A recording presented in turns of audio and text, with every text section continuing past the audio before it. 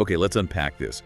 We're diving deep into a phenomenon that absolutely exploded onto the global stage. It went way beyond just entertainment. Oh, definitely. We're talking about Money Heist, or as many know it, La Casa de Papel. That's right, the House of Paper. Now, if you've seen it, you know it's a thrilling ride.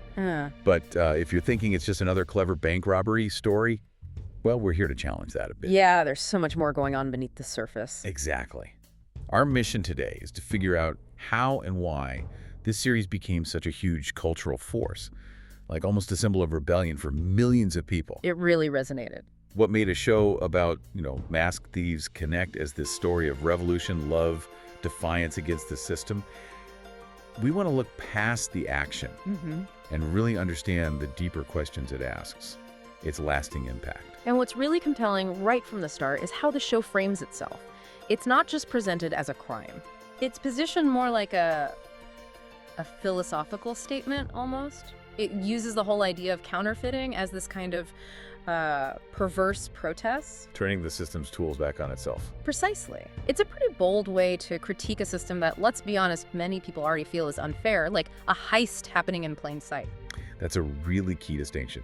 And right at the center of this challenge, you have the mastermind, the professor. Fisher, enigmatic. And his motivation, it becomes clear pretty quickly. It isn't just about money. Not at all. His goal seems to be basically holding up a mirror to the whole economic system. He asks that incredibly provocative question, if governments can print money whenever they want, why is it a crime if we do it? Which is such a direct jab at, well, the legitimacy of central banks and financial control.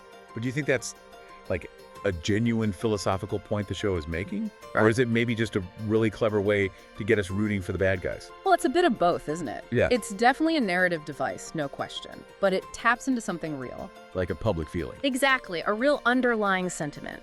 Remember, the show blew up during a time when people were talking a lot about global economic inequality.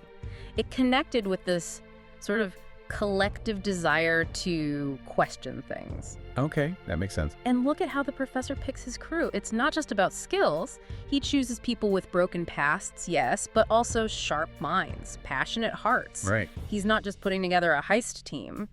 He's assembling this group of, well, disenfranchised people, a kind of anti-establishment family. To pull off this grand plan. Yeah, and that gives the whole thing this moral sheen, you could say, however twisted it might seem. And what a plan it was. I mean, truly audacious. Their goal wasn't just grabbing existing cash. No, much bigger. They aimed to actually infiltrate the Royal Mint of Spain, stay inside for, 11 days? 11 days, and print 2.4 billion euros themselves. But here's the kicker, the part that really set it apart for me.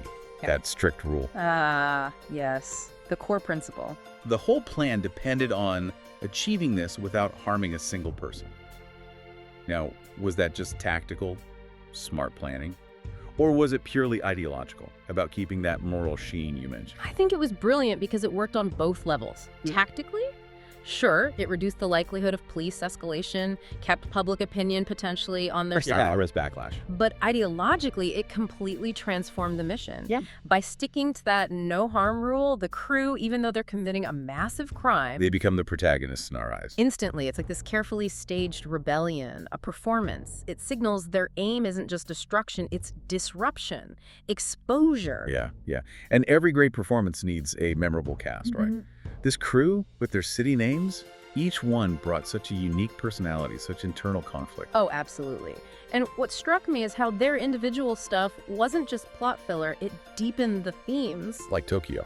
Exactly. Tokyo's impulsiveness. It's not just her being reckless, it constantly messes with the professor's perfect plan. Puts pressure on it? It forces adaptation, shows the messy human side inside this, flawless machine he built. And then you've got Berlin. Ah, Berlin. Complex guy. Totally. That sort of aristocratic air, the danger. But then it slowly peels back and you see this vulnerability, this deep loyalty, especially to his brother. To the professor, yeah. And Rio, the young hacker, totally in love with Tokyo. His innocence almost feels exploited by the plan, but he chooses it. He does. And Nairobi, the queen of the mint, she brings this amazing, strong, almost maternal energy. Yeah, and pragmatism. Right, into all that chaos. And her longing for her son, that's always there. It's this really poignant reminder of what's really at stake for her personally. And Moscow, Denver's dad. His whole reason for being there is trying to keep his son out of a life of crime. It has this whole other layer, like about generations and maybe finding redemption. It really does. Even Helsinki and Oslo, who start off as these silent, imposing figures. The muscle. Yeah, they become part of the group's dynamic too, showing loyalty, quiet strength. But maybe the biggest transformation is Monica. The hostage who becomes Stockholm. Yes. She falls for Denver, chooses their side, takes a city name. Her journey just blows up the lines between captor and captive. It forces you to think about how circumstances can completely change who you are. That blurring of lines is incredible. Not just right and wrong, but whose side people are actually on. And nowhere is that clearer than in the dynamic between the professor and Inspector Raquel Murillo. That whole cat and mouse game is central. She starts off so formidable, smart, tough police inspector, but you also feel this loneliness under the surface. Which the professor, as Salva, taps into so skillfully. And the dilemma she faces is just agonizing. Her job, her whole career versus falling for the guy she's supposed to catch. It's a classic setup, that moral quandary, but the show elevates it with all the twists. Raquel's internal fight is really the emotional heart of that side of the story. That's right. It shows the incredible pressure, the psychological cost, when your professional ethics slam up against deep personal feelings. And it makes the audience ask, What would you do? Exactly. When duty and love pull you in completely opposite directions, what choice do you make? Her struggle really underlines how our core values can be tested in the craziest ways. And I think that's why this series hit such a nerve, why it was more than just a clever crime show. It kept diving into these really deep emotional places. Definitely. You had the relationship between Rio and Tokyo so passionate, but often messy, even destructive. Tumultuous is a good word for it. Yeah. And then the connection between Denver and Monica, Stockholm. That slow build of trust and affection right in the middle of a heist. It felt earned somehow. And then you have those quieter moments, but they carry so much weight. Like Moscow's sacrifice or Berlin's, his final act for the group. These aren't just pawns moving through a plot. They're people with desires, fears, loves driving them. It makes them relatable, even though they're, printing billions illegally. Every episode seemed designed not just to wow you with the plan's cleverness, but to actually hit you in the heart. Totally. And somehow, the show created these symbols that just jumped off the screen and went global. Oh, the iconography was huge. The Salvador Dali mask, those bright red jumpsuits, and that song Bella Ciao. Yeah. They weren't just props or music cues. They became like badges. People used them to show they connected with the show's message, that feeling of injustice maybe. Absolutely. The Dali mask, it represents genius, but also anonymity, hiding your face. Combine that with the red jumpsuit, which screams uniformity but also rebellion. It's a powerful image. It became this instant visual code for defiance. And Bella Ciao, an old Italian anti-fascist song, reusing it as an anthem for people feeling left behind by the system. Brilliant recontextualization. It was a masterclass, really, in how pop culture can grab symbols and give them new life, new meaning that spreads everywhere. So, okay, if we zoom out a bit, pull back from all the characters and plot points. Yeah. What does Money Heist actually, teach us or suggest? Well, it's clearly saying money isn't the most important thing, but it's also pretty blunt about how the current system often seems rigged to benefit the wealthy. And it hints that maybe real revolution starts with ideas, with changing how people think. Yeah. Not just with violence. Challenging the narrative. Exactly. It challenges our assumptions, Is every criminal automatically bad? Is every law automatically just? It nudges you to think critically about power. Yeah. And maybe the biggest takeaway, the thing it emphasizes again and again, is that the connections between people, love, friendship, trust, especially built under pressure, that's the real power. More than money, more than guns. So at the end of the day, Money Heist isn't just entertainment.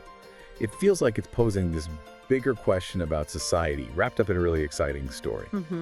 It's asking us, implicitly, some tough things about our own world. Like, are we really free? Can we trust our governments completely? Does the law truly treat everyone the same? Or does it hit the poor harder? And the show suggests, kind of provocatively, that sometimes appearing to lose, or even actually losing in the short term, can be part of a different kind of win. Changing public opinion, shifting the story. Like the professor figure, whether fictional or real, they make people think, maybe even act.